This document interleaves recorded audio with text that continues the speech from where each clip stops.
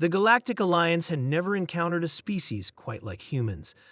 As the newest addition to their interstellar community, humans were categorized as a death world species, organisms that evolved on planets with environmental conditions so hostile that most Alliance species would perish within hours of exposure.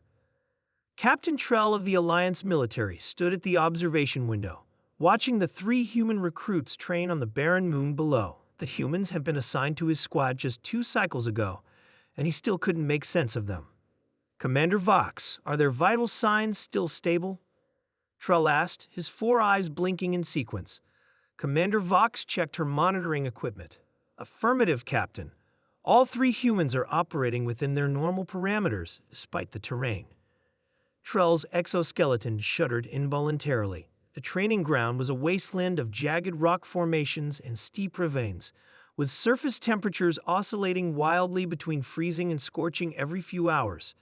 The atmosphere was thin and filled with abrasive particles that would irritate the lungs of most Alliance species. Yet the humans moved through it with ease. "What are they doing now?" asked Lieutenant Marr, approaching the window.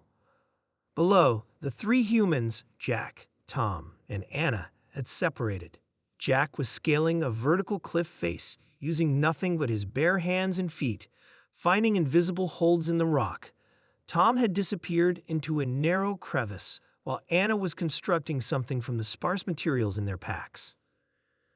"I believe they're setting up what they call a base camp," Trell replied, consulting his briefing notes. "It's a temporary shelter and operational center." Marr's antenna twitched skeptically. "With what resources? We provided minimal equipment for this exercise." On the training ground, Anna had managed to create a small shelter using just a thin sheet of material, some collapsible poles, and several large rocks to anchor it against the harsh winds. The shelter was positioned to take advantage of an overhanging rock formation for additional protection. Tom emerged from the crevice, carrying what appeared to be containers of water. Somehow, he had located a subsurface spring that none of the Alliance sensors had detected. "Remarkable," Vox murmured. "They're not just surviving, they're establishing themselves." As darkness fell, the temperature plummeted. The monitoring equipment showed a drop of 30 degrees in less than an hour. The Alliance officers watched as Jack returned from his climb, and the 3 humans gathered near their shelter. What happened next stunned the observing officers into silence.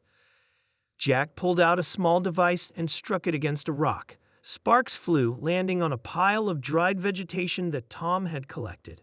Within moments, a controlled flame erupted. "They've created fire," Marr exclaimed, backing away from the window. "Open fire in the camp." "Stand down, Lieutenant," Trell ordered. "It's contained. They're using it deliberately." The 3 Alliance officers watched, transfixed, as the humans huddled around the small fire, using its heat to warm themselves and cook some kind of nutrient packets. This is what their briefing meant by thermal management, Vox realized. They're generating heat in a controlled manner. The night cycle brought new challenges.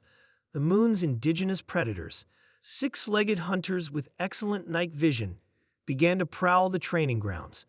The Alliance training protocol included these creatures as obstacles to avoid, with trainees expected to hide until dawn. That humans did not hide. Tom had fashioned crude weapons from the materials at hand, sharpened sticks and rocks tied to short handles. Anna had set up a perimeter of thin cords around their camp, with small objects attached that would rattle if disturbed. Jack maintained the fire, occasionally throwing something into it that caused it to flare brightly. When a predator approached too close, setting off Anna's alarm system, the humans didn't flee or cower. They stood their ground, brandishing their makeshift weapons and making loud, threatening noises. The predator, confused by the fire and the aggressive defense, quickly retreated. "Did you see that?"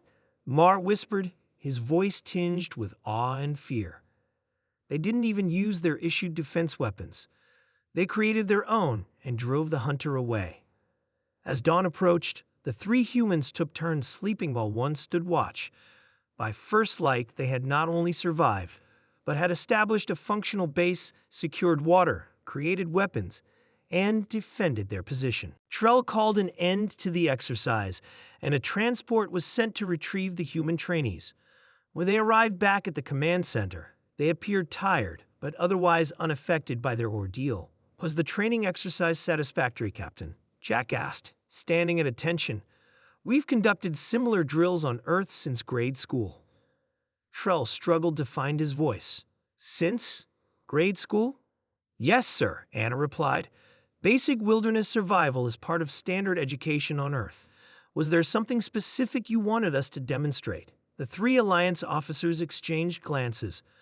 What these humans considered basic training, their most elite warriors considered nearly impossible. That will be all for now, Trell managed to say. Report back tomorrow for advanced tactics. As the humans left, Commander Vox turned to Trell. Captain, I don't think we should include the humans in the skirmish with the Drevex raiders next week. It wouldn't be fair. To the humans? Mar asked. No, Vox replied, her eyes still fixed on the door where the humans have exited. To the raiders. Trell nodded slowly. The Galactic Alliance had just gained a powerful new advantage. The Dravex, like most species in the galaxy, had never encountered Death World tactics before. That wouldn't stand a chance against warriors who could create fire from nothing, find water in barren rock, and face down predators with sticks and stones. Humanity's basic survival instincts were about to change the face of galactic warfare forever.